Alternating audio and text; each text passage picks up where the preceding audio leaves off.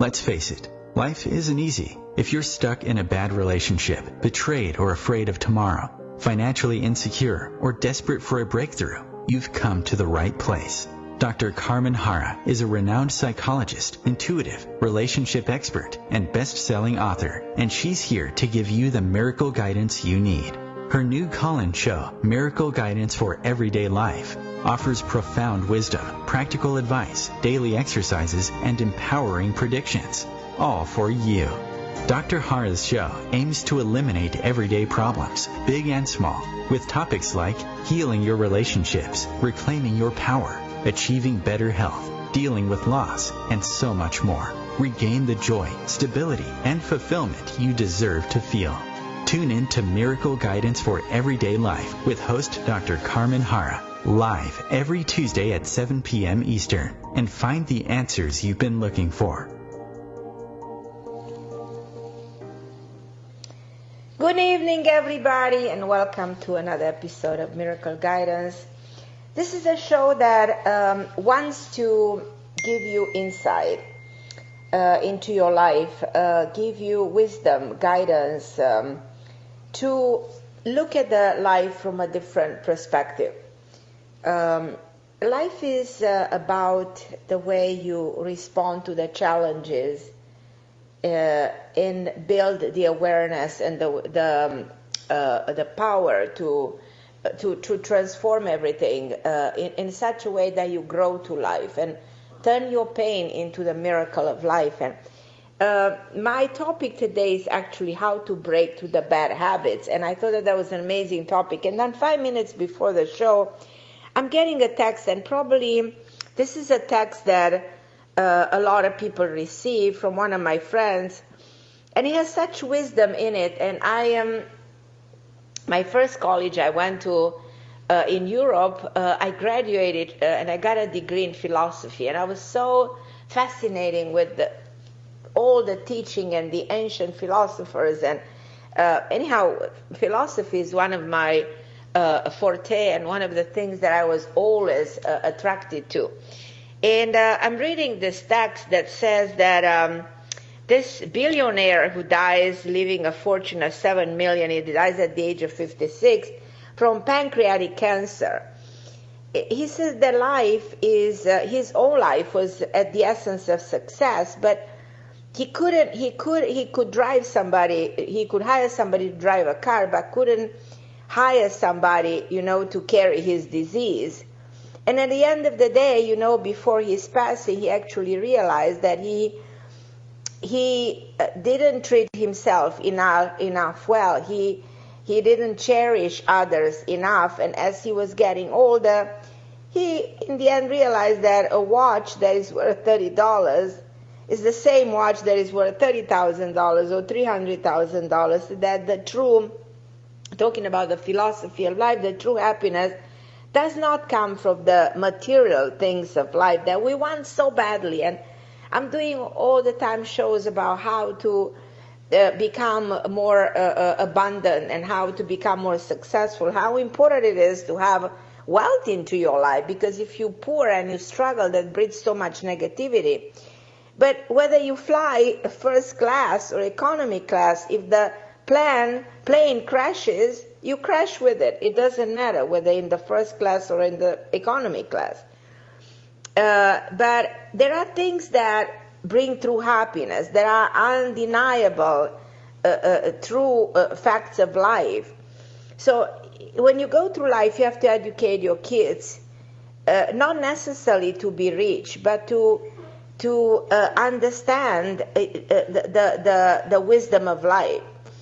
To eat food as medicine, which we don't actually do in the world today, and to make the difference between being human, and being a human being, and being like if you want to go fast or go alone, or like the 6 back doctors in the world are exercise, the rest, the diet, the self-confidence, the sunlight, the friends. So there are things that this email that was sent to me made me reflect upon some of the stuff that are actually new, there's nothing new, but it's so important to love the people God sent us, because one day, you know what I mean, we really need those people, and we don't cherish friendship as much. We don't cherish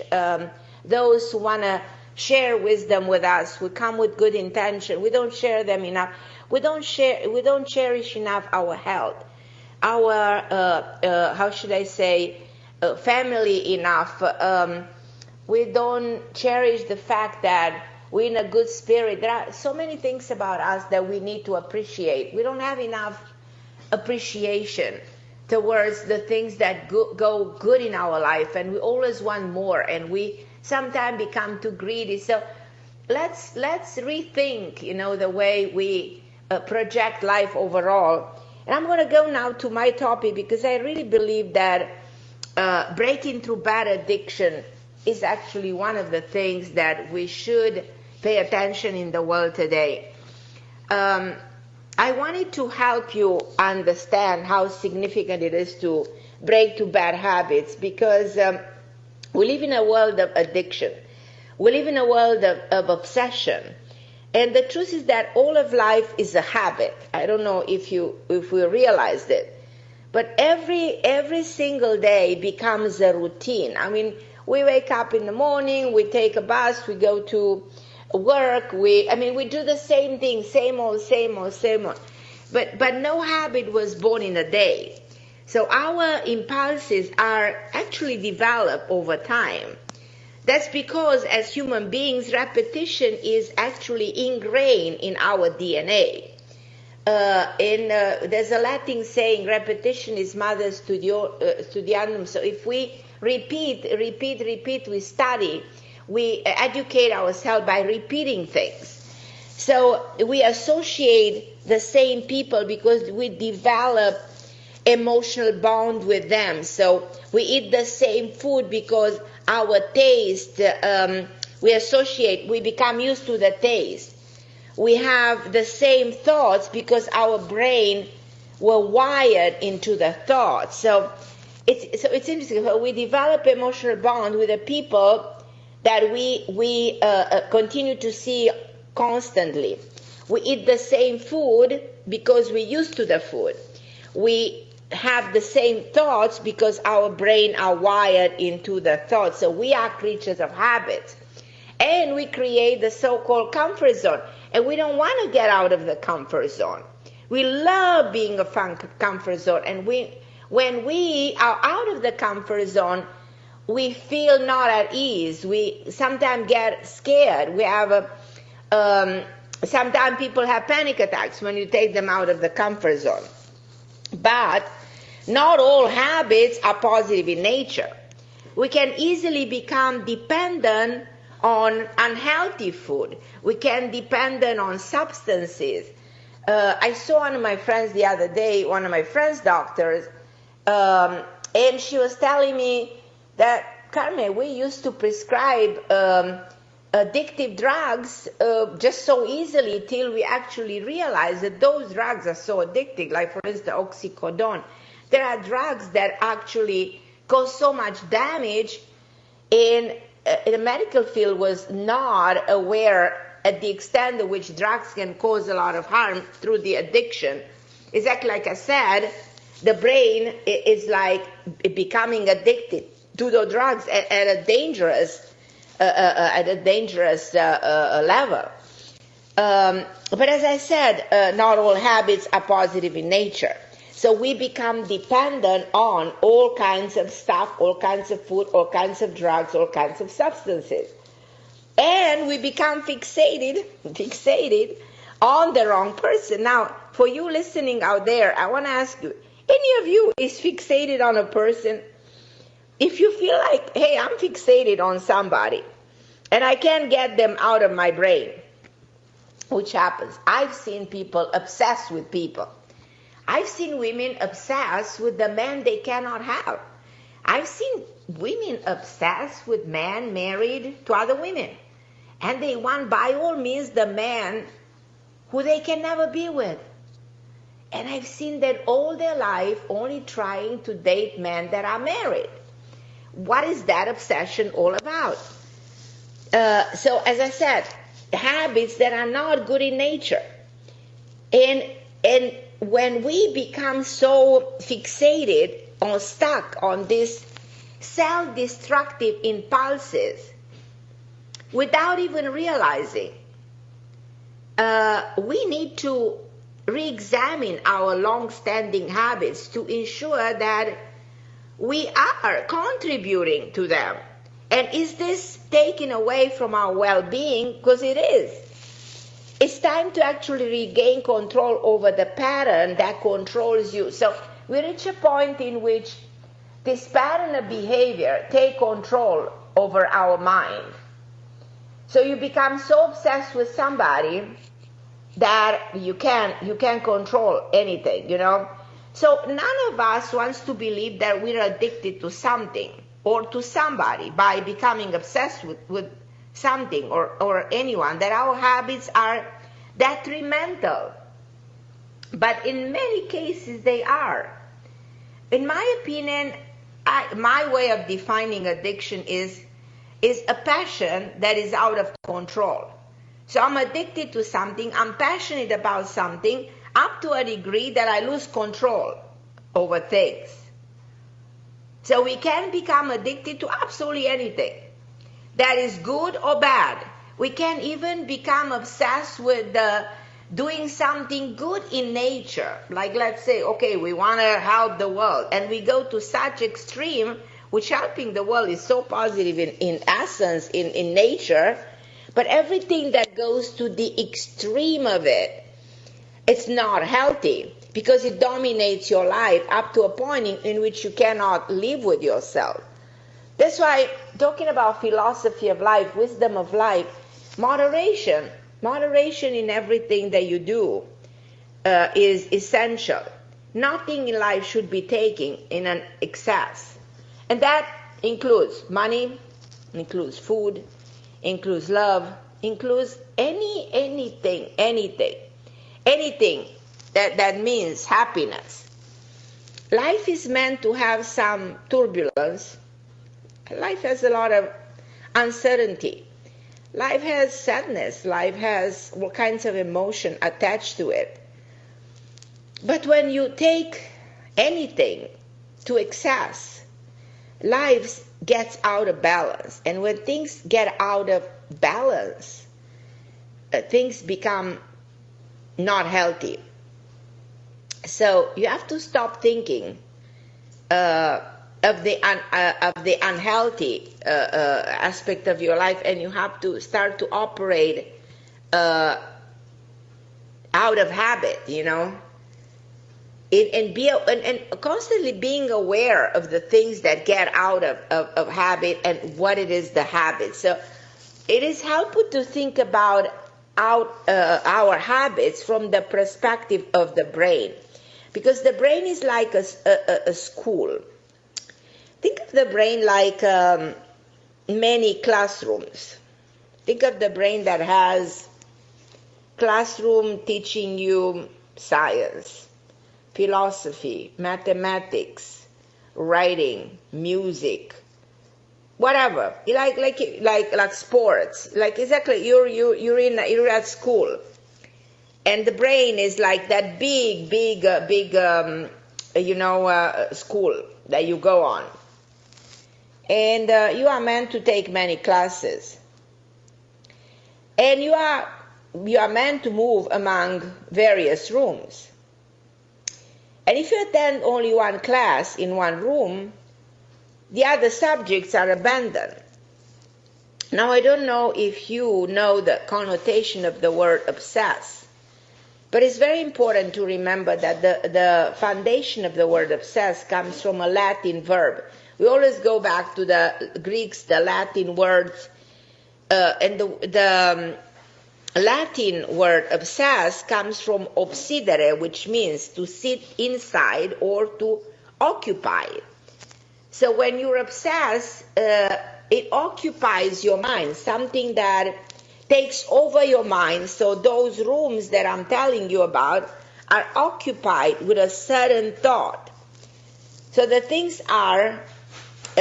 that you are addicted to figuratively occupy your brain and becomes your main concern, popping up into your thoughts. So if you're focusing only on one person you're in love with day and night, your thoughts are straightening the neural network in your brain. Now, the neural network are structure created and reinforced by thoughts. It's as if you're creating a groove that you can't get out of. Then once those neural networks are dug deep enough, it's becoming harder and harder to break the pattern. That's why the more addicted you become, the harder and harder it is to break through. Now the bad habit becomes imprinted in your brain and begins to determine your action because you're stuck in the same old classroom. That's exactly what you don't want to do. So I'm trying to show you how the mechanism of addiction function. I'm trying to find ways of defining to you, to give you the understanding of metaphorically defining addiction and obsession, because originally they were created through painful situations that haven't been healed. In many, many years of working with people, I think coming closer to 30 years of working with people, I've seen people suffering from all kinds of situations. I've seen people suffering from post-traumatic stress disorders, and they are most likely to develop an addiction. They're most likely to develop an addiction than a person who hasn't experienced a traumatic event in your life. I'm going to go to a break, and we'll keep on talking about the bad habits as a coping mechanism, and we'll develop the topics so that you can understand. Thank you for listening. I'm Carmen Harra.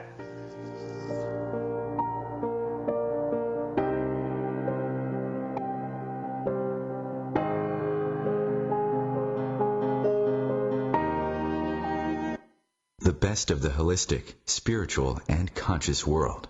OMTimes Radio. IOM FM. OMTimes magazine is one of the leading online content providers of positivity, wellness, and personal empowerment. A philanthropic organisation, their net proceeds are funneled to support worldwide charity initiatives via Humanity Healing International. Through their commitment to creating community and providing conscious content, they aspire to uplift humanity on a global scale. Connect at omtimes.com. OMTimes, creating a more conscious lifestyle.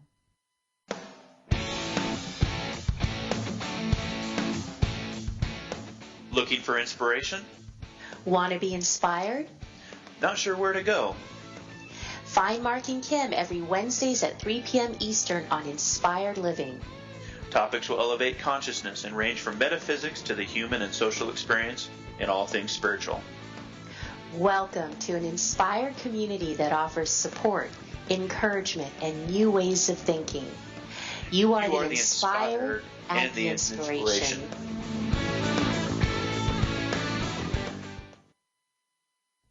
Melissa from Michigan. I work an extra part-time job serving lunch at my child's school, but I still can't afford to put food on our table.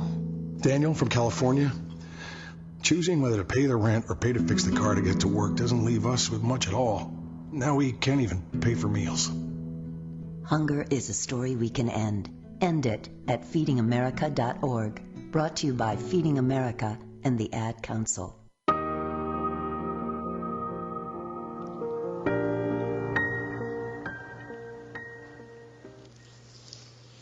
And I'm back on OMTime Radio. I'm Carmen Harra. It's such a pleasure always to be with you, and I'm trying every week to pick up different topics that might be of interest for you. I always found that addiction is such a topic in the world today. I'm looking around me and I'm seeing people addicted to so many things. And by the way, this is a calling show, and I always want to do a calling show because it's the opportunity that I have to communicate with you directly. So feel free to call in 202-570-7057, and Christopher, my wonderful producer, will connect you with me. So if you feel like you have an obsession with something, a reoccurring pattern of self-destructive pattern of thinking that you may be more or less aware of, it's good to talk about, because your way towards healing is talking about. I mean, when you become, for instance, addicted to drinking, the first thing, the first moment towards healing is acknowledging that you are an alcoholic. So in those AA meetings, the first thing they have you say is, okay, raise your hand and say you are an alcoholic, because if you say that you are, there is a way to break through the pattern of addiction. Now, the more addicted you are and you're not acknowledging that you have a problem, the more the problem becomes difficult to be healed. But as I said before the break, a person who suffers from a post-traumatic stress disorder is most likely to develop an addiction than a person who hasn't experienced a traumatic event. Now, I know that a lot of people have experienced a trauma in life. And bad habits are the coping mechanism. So when you can mentally or emotionally process something that has happened, or we can make peace with a certain events, we turn to other things to distract us from reality. We all have bad habits, or we need to break, because we all have been hurt. It's impossible, because we live in a world that sooner or later, is putting us through an experience that is challenging or more or less painful at some point. And I'm going to give you my example. I remember how hard it was for me to cope with the passing of my husband, who was so young, dying of stage 4 lung cancer. And I had no idea. I was not smoking, I was not drinking, and all I was doing at night, trying to work with my pain, I started to switch through channels, and I ended up like watching QVC and HSN, and start buying from those people vacuum cleaners, all kinds of electronics, rugs. I mean, I had so many vacuum cleaners at some point that I had no room where to put. I don't know, I was just buying them. And I realized after a number of months that I became a compulsive shopper. So I said to myself, I really need to help myself. So I cut those cards and called my cable company to remove those channels from my subscription. So I quit my addiction, cold turkey, which is oftentimes difficult to do. But my poor late husband, he was not able to conquer his lifetime addiction to smoking, which was actually caused by the loss of his mother when he was a teenager. His mother crossed the street. He was a teenager. She was hit by a truck. She was a beautiful 40-year-old woman. And this man started smoking as a teenager, and he could never stop. And we were married many years, and every single day, almost every single day of our marriage, I heard him telling me, I see my mother. I see my mother in the corner of the room. When my husband died, I will never forget, I saw this woman who I've never met entering that room in the hospital as a ghost, as a spirit, and took my husband from his dying bed. And I see my husband young all of a sudden, and this woman taking him, embracing him, and they laughed together. And that was the most amazing experience I've ever had in this lifetime. But I tell you, he could never stop smoking, because smoking became the only coping mechanism that he had. Now I want you to think about something in your life that you're focusing on. It can be anything, from food to smoking to drinking to shopping to somebody else that you're thinking on a daily basis. And I want to go with you through some questions. And again, if you want to call me about this, I would love, love, love to hear from you. I love to find out what exactly you're thinking about this, because I know all of you listening, you must relate to this topic. And I want you to answer truthfully and honestly. Be honest with yourself. Help you evaluate whether you're in a fast stuck in a bad habit or whether your actions are justifiable, whether you need to detach from your dependency. And I'm going to put you some questions. And take a deep breath and try to answer to my question. And the number one question is, how much of your day is taking up thinking about this?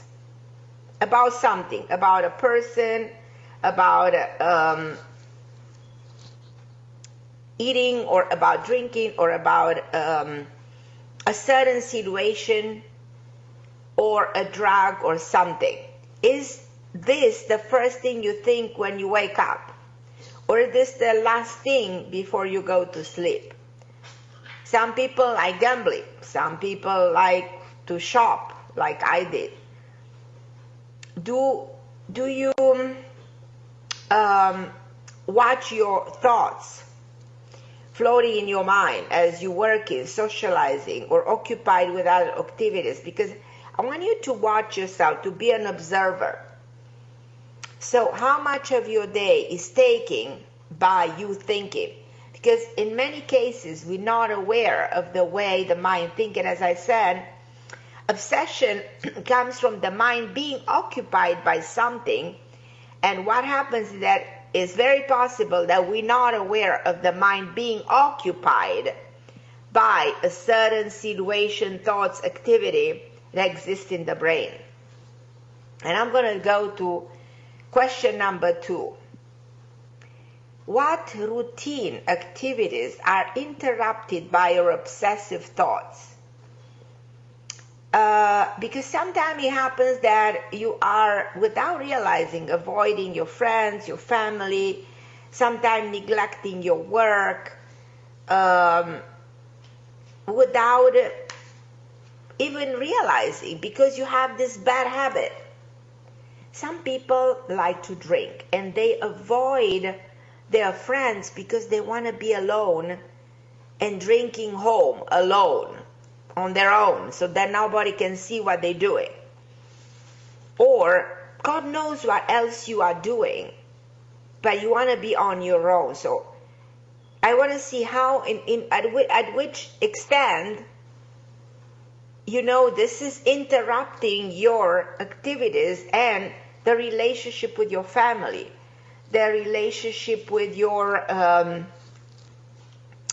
with the other people in your life, or you neglecting your own work because of the mind being occupied by this bad habit, by this addiction. And I'm going to go to the third question. How strong are your feelings when it comes to this? Do you feel emotionally damaged by the habit? Or are you overly sensitive to it? Do you go back and forth between love and hate? Some people hate it. I hate it. I don't want to smoke. I hate it, but I can't stop it, and I'm in my own conflict with myself. Is this habit throwing you out of balance emotionally? It can be a sign of addiction. So, it's like I'm guiding you through all of these questions because I want you to be honest to yourself. I want you to admit, to acknowledge, to have a conversation to yourself. Because if you don't, you'll continue on the pattern. You'll ignore it. You'll say it's normal. It's part of your life, and your life goes on like this, and this is the way it has to be, when it's not. Because this habit will sooner or later throw you out of your emotionally balance. And you see a lot of people out there that are severely, chronically, clinically depressed. And you question, why are they? And you find all kinds of cases out there, people who you just find out they committed suicide. And we are so shocked. We see all this celebrity on television and you just find out, oh, he was only 61 years old. This amazing Bourdain guy who just committed suicide at 61. But who really knew him? I mean, this amazing guy that CNN is putting all his shows all the time with and adore him, and we all did. And what happened deep inside this man's soul, in his brain? What happened there that made this man do what he did? Because he was never aware what was going on inside himself. So with this kind of a, introspection that we're doing is actually meant to help all of us dig deeper and find out, what's exactly happening within ourselves. Do you feel emotionally damaged by your habit? And be honest to yourself, because I am trying, to bring the truth to the surface. By you listening to me, if you want to call in, you have courage. You don't want to call in, you're a little bit coward. I want to see who has the courage to call in tonight. If anybody has the courage to call in 202-570-7057. When it comes to addiction, people are not having that guts. Have the guts. Pick up the phone and say, well, I think I had a pattern of addiction. I think I am obsessed with something or someone. I think I need to heal this. I want to see who can admit that there's something.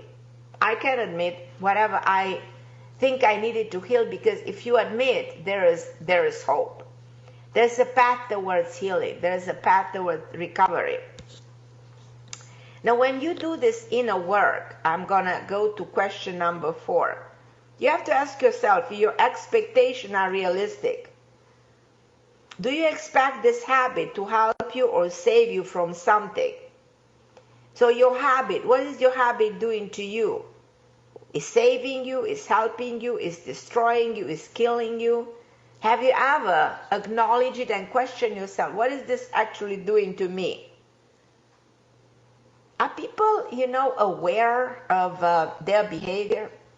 I'm just asking, is our president ever aware of his destructive personality disorder? I'm just saying, because we all have our destructive personality up to a certain degree. Or we can be absolutely obsessed with ourselves. We can be narcissistic up to a point in which the world is all about us. And that's really dangerous, because we have no compassion for anyone. We can do nothing good for anybody. Then the world is all about us. And how many people, I think we live in a world when there's so much narcissistic behavior, it's almost like scary.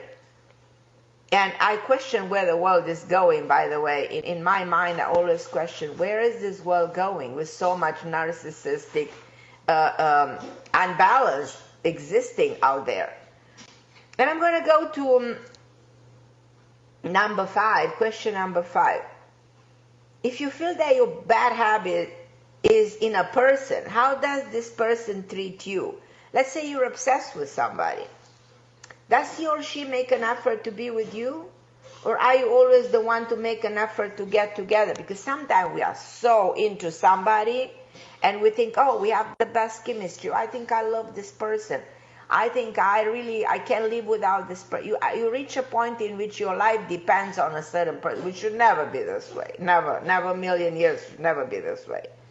But ask yourself, is that particular person making any effort to be with you? Is that person doing something for you, or it's only you, or it's only you putting it up, it's only you fighting for that relationship? And that leads to question number 6. Are you hiding your obsession from those who love you? Because that's what we usually do. And that explains why sometimes we hear incredibly sad stories about people around us. We just hear them that they vanished, they found dead and stuff like that. And we question, what in the name of God happened there? Those people that we thought we knew, People that you marry for 20, 30 years and you thought you knew them. And one day you realize that something comes so surprising, so unexpected, that you realize you never knew those people. So are you hiding your obsession from those who you love? Are you afraid to admit to anyone else how much attention you give this person or to a certain thing? So I want to ask you, do you have feelings of shame or embarrassment to confess how much you think of something? You see, because this is the way you measure the degree of your attachment, of your involvement, of your obsessive pattern of behavior, because this is what this takes you to, the compulsive disorder personality. This is where the problem. I've been so fascinated with compulsive disorder personality, and I think we live in a world when we do see this happening left and right. So, and I always question number 7 question, where is this habit coming from? Because in order to fix it, in order to find an answer, what do we need to do? You know what I mean? We need to find out where you've been traumatized by an event, which is making you turn to an addiction to cope with. So that's important. You can never, a million years, fix something unless you go to find out, you know what I mean, where the trauma is coming from that lead to your addiction. I'm going to go to a break, and I'll be back in a moment. Feel free to call in. I'm Carmen Harra on OMTimes Radio.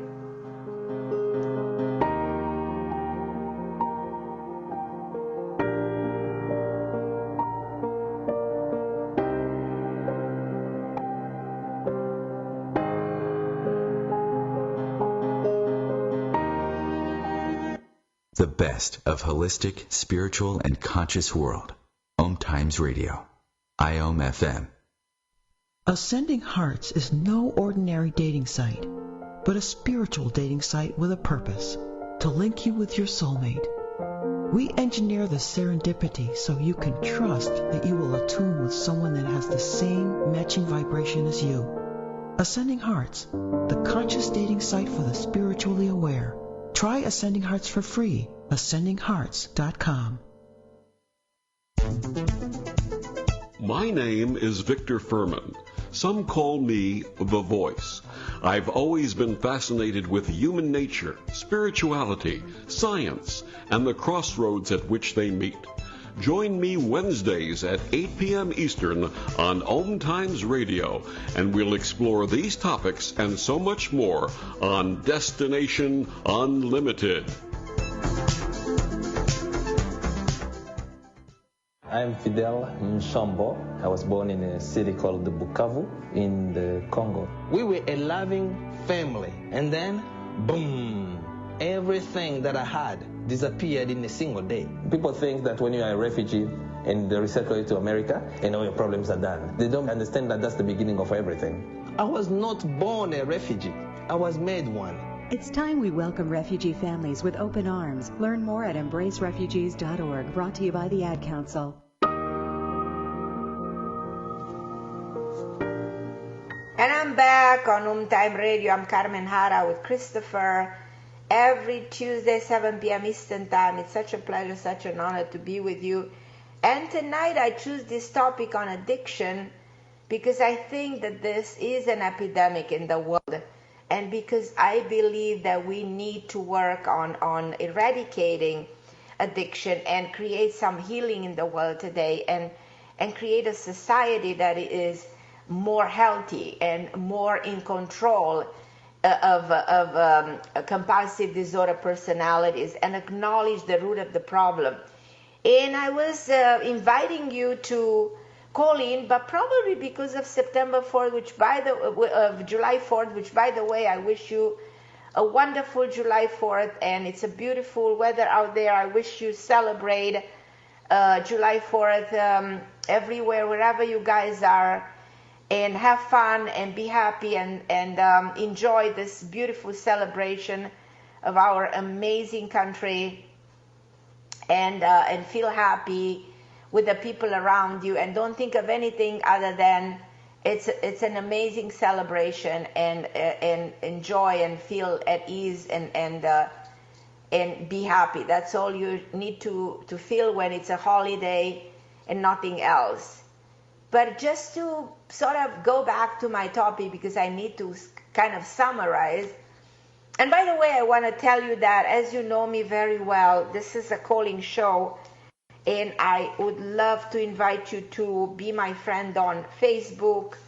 I usually don't have time because every Tuesday we have so many calls, but I take this as an opportunity to connect to my listeners, and I want you to simply go to my website, www.carmenharra.com, and click on the social media link at the top of the page and stay in touch with me. I'm always giving away free session and free gifts. I invite you to subscribe to my newsletter, watch my YouTube channel for fun and interesting videos. Sign up at carmenharra.com. And again, if you want to break up to your bad habits, and you have something to share with me right now, and you want to speak with me, the number again is 202-570-7057. But it takes courage. When it comes to addiction, you have to have the strength, to put it out there. And by the way, I'm excited to let you know that all my sessions are on sale for now because of the summer and because of July 4th. So it's sometimes very easy to schedule something with me. You just go to email me. You can have a Skype session. You can have a FaceTime. So you have a phone session.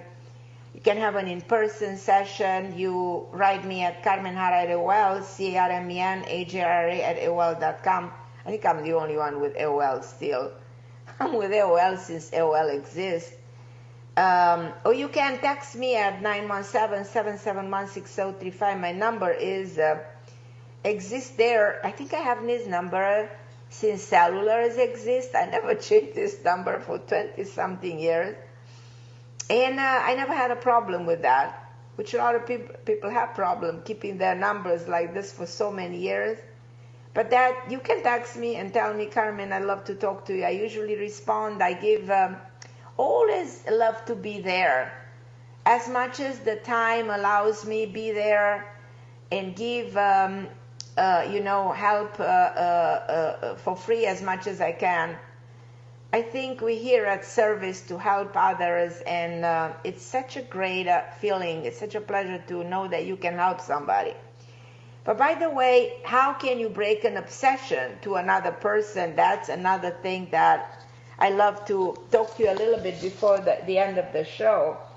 Because if you're obsessed with a person, particularly one who's not good for you, I see that all the time. I handle very closely. I did marriage counseling in my office in New York for 20 years.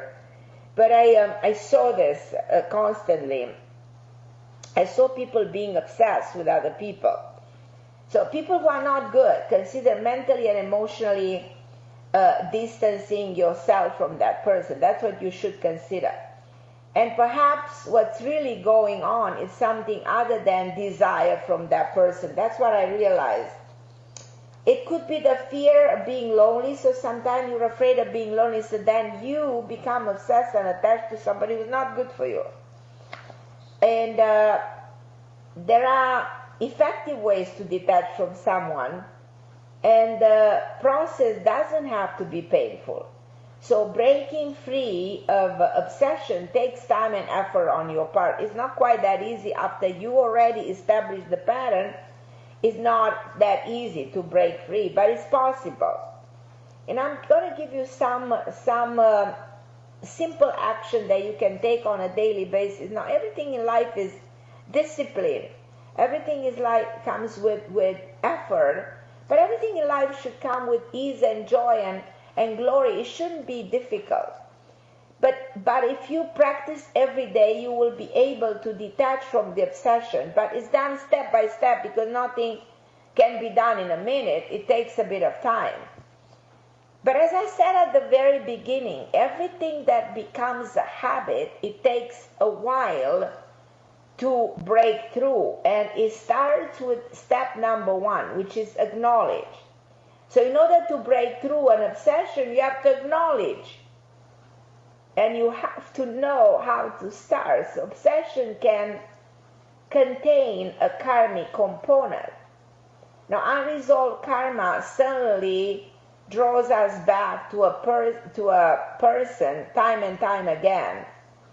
I've seen people obsessed with people, and they cannot understand the obsession. And I'm a believer in past life and connection that come from somewhere else, that we cannot define those connections.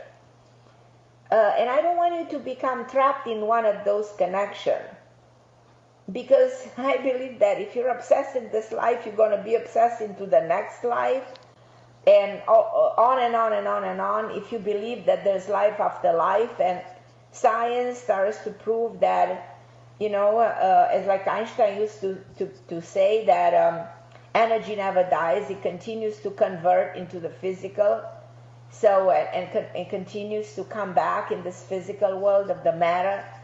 And I'm a firm believer there is life after, and there's no real death. We are made of energy. We're pretty much made of nothing. We're made of oxygen, nitrogen, hydrogen. We're made of gas and a tiny bit of element of carbon, which is the only solid element within ourselves, and the rest we're made of energy. So it's interesting that when we detach from this physical body, the energy goes into a different level. So I don't know why I'm talking about this, but I want to make my point that, if you believe in incarnation, in the whole idea, which I've been talking about this in other shows, I do believe that some people can be obsessed because of previous and prior connections in other lives. But talking about what you need to do to remove yourself from that person, you have to start by acknowledging, and then you have to go by empowering yourself. You have to work on yourself all the time, asking the divine intervention. Affirm yourself when you wake up in the morning, to cut the cord, not to depend on this person. Sometimes it's good to do affirmations. Sometimes instead of doing the same thoughts to the person, divert your attention to performing an activity centered on you, on your own needs. Go and exercise, go to get a massage, perform an empowering activity that will refocus your attention on you. So it's because, as I said, obsession, it occupies your mind with that person.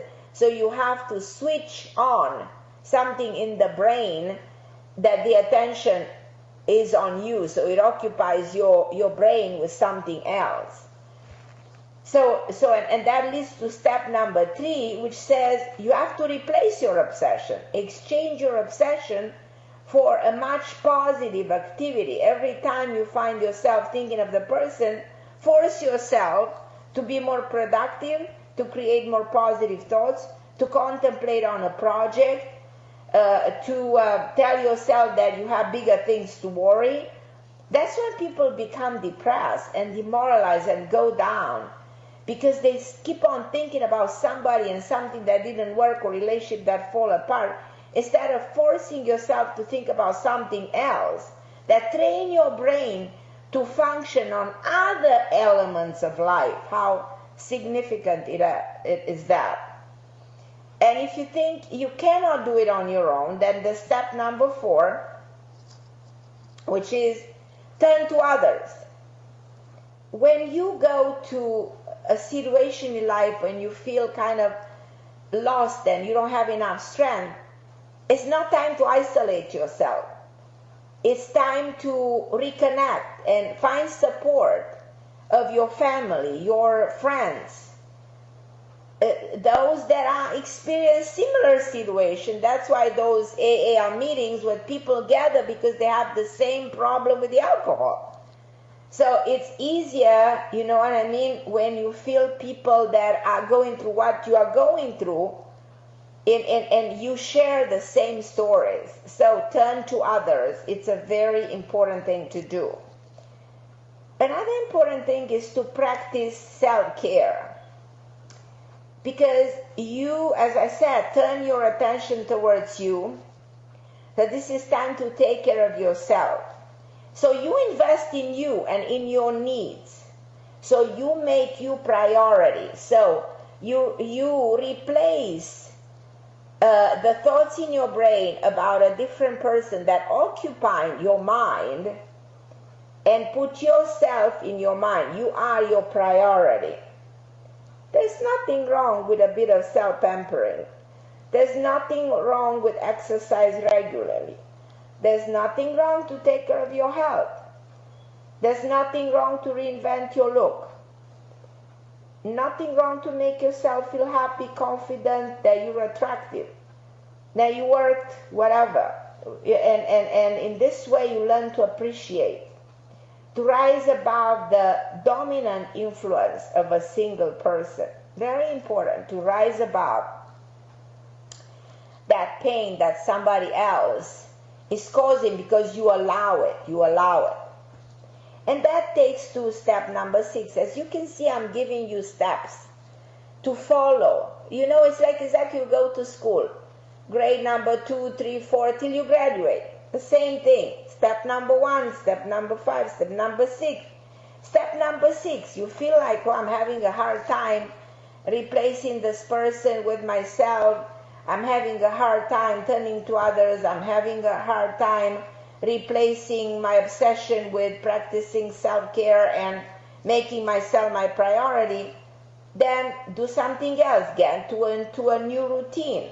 Distract yourself by forcing yourself to look to other ways, you know, to rewire the neurons in the brain in order to stop obsessing, because the problem is that the neurons in the brain are wired already. Daily activities help you with this. Join a club. Take a new hobby. Learn to ski. Learn to sing. Go dance Zumba. I'm doing Zumba every day. Don't give up on yourself. Because I say it's all about you at the end of the day. You need to save you. Make some new activities that become your routine. So create that, as I said, that routine. Because like anything else in life, detachment takes time, and it's a process. Exactly like the way you attach, you need to detach. But the results are remarkably liberating. A life in which an unhealthy obsession doesn't dominate your day-to-day thoughts and action. That's what I recommend. So detaching takes time, and it's a process. That's what I want you to remember. You have to free yourself. In life, you have to free yourself all the time. And it's never healthy to attach to anything. One of the wisdom of life is don't attach. Like at the beginning of the show, I told you the story with somebody who died at 50-something with all the billions in the world, who said, here I am dying and realizing that a $30 watch is exactly the same like a $300,000 watch, and it doesn't matter which seat you are in a plane that will crash. If you're in a first class or economy, if the plane will crash. So, in other words, the wisdom of life. So that's what this is all about, you know. Acknowledge that you're not attaching to anything in life, because life is, the wisdom of life is don't be attached. Don't attach to anyone and anything. Be free, freedom. Freedom of the soul, freedom of the spirit. That's the beautiful statement of all statements. And just acknowledge that energy is flying. See yourself all the time, like free like a bird, and fly in the universe, in the higher dimension. And we're in the so-called low level of consciousness, but the mind has the ability to transcend time, to transcend the physics, to go beyond this world, and create the most magic and infinite opportunities. And I really want you guys to understand that there's no greatest pleasure than to connect with you. And I just thank you so much for listening to my tonight episode on addiction and how to break through and how to be free like a bird. And I'm Carmen Harra on Miracle Guidance for Everyday Life, and happy 4th. And I'll be with you next week, same place, same time, OMTime Radio. I love you, and thank you so much for helping, giving you the opportunity to help you with happy habits. Thank you for listening. I'm Carmen Harra.